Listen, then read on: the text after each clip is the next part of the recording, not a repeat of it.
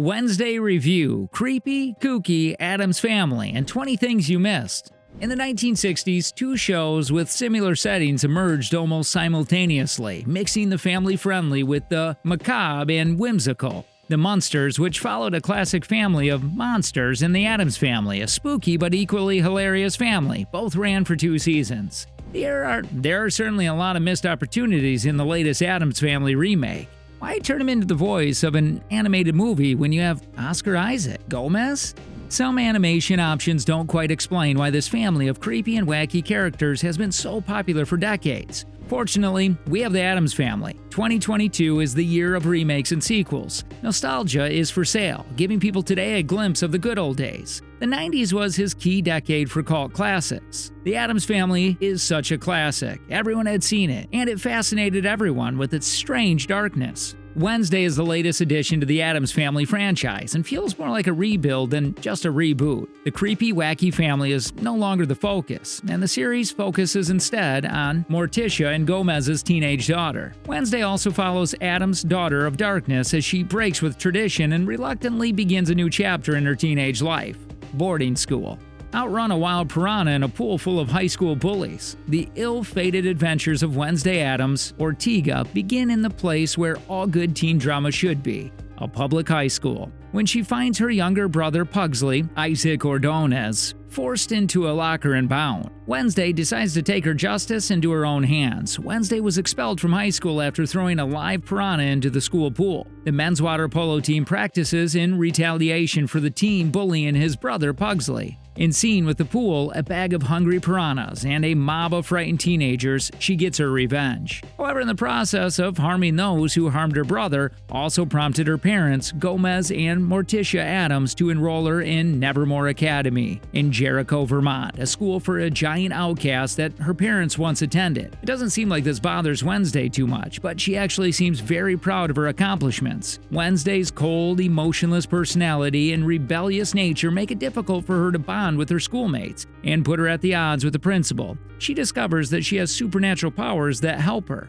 The Addams Family has been a Halloween staple in every household because it perfectly captures the essence. Released 31 years after the original, the series is neither a remake nor a sequel. Spin-offs are also limited to popular character series. The expression is peculiar. It evokes the whimsy and ambiance of the old days. It remains unknown what year the series will take place, but it doesn't matter. At this point, Morticia, played by the great Catherine Zeta-Jones, and her husband Gomez, played by Louis Guzman, decides to send Wednesday to their old alma mater, Nevermore Academy.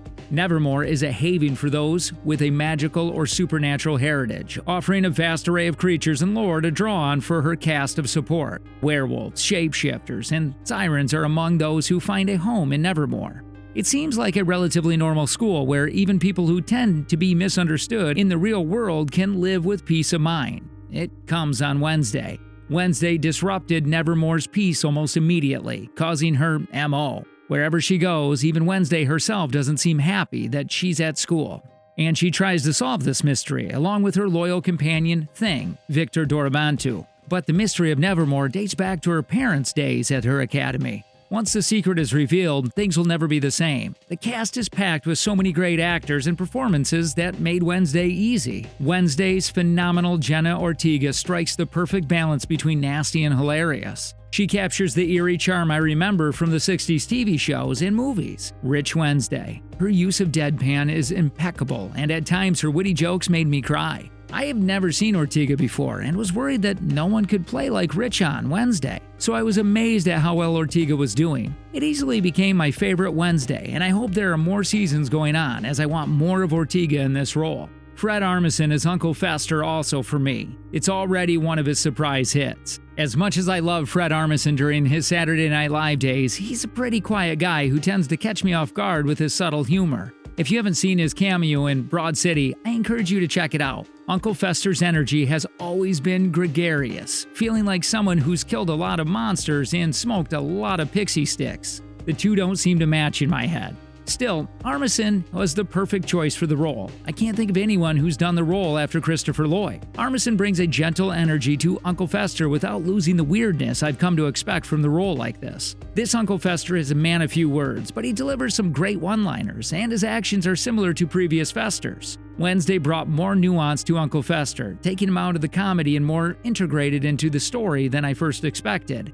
One of the best parts about Wednesday. Everyone on the show was amazing in their roles. Other members of the Addams family were also excellent, from younger students to teachers. That alone made it easy to watch Wednesday again and again. As much as I loved Wednesday as a series, following the story was pretty confusing at times. The basic premise is that Wednesday solves a series of murders in Nevermore Academy and its surrounding towns. It seems pretty straightforward, but as the series progressed, subtleties started to stumble and come to a fitting conclusion. Is working alone or what's going on at the academy itself moved rapidly. At this point, if I switched it off at all, I'm confused as to what's going on.